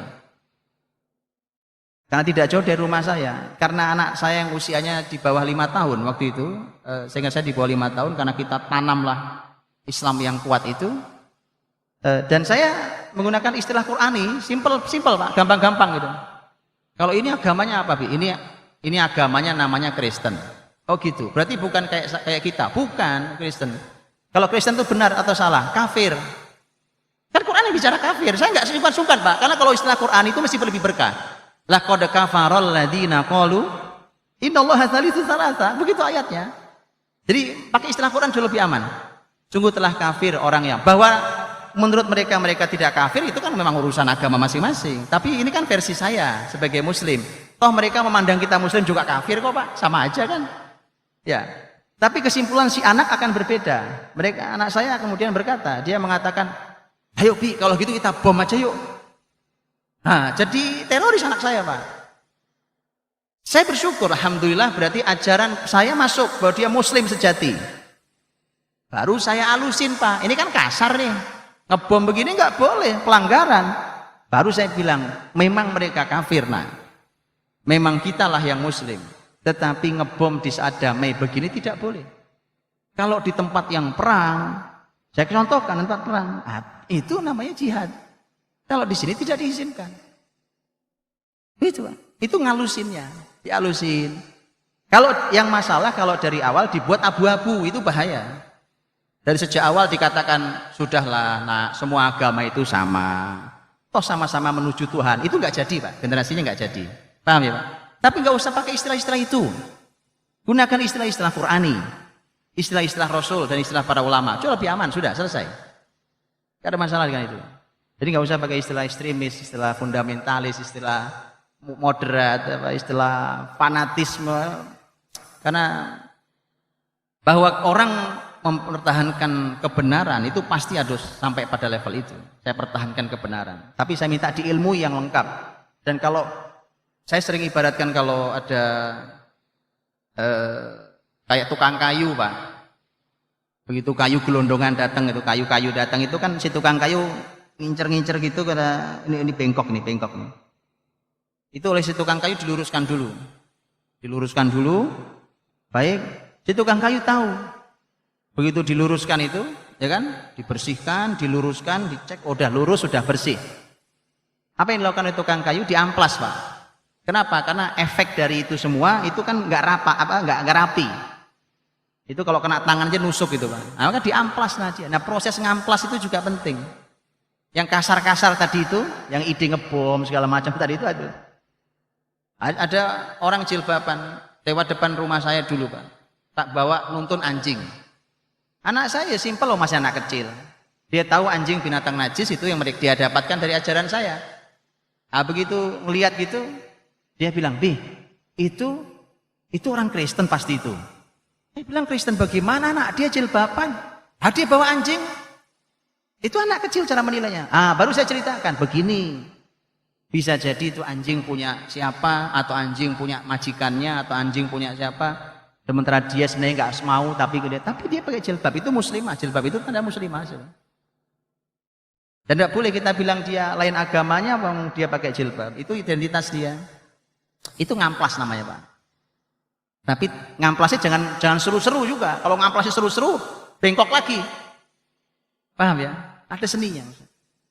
Wallahu a'lam bishawab.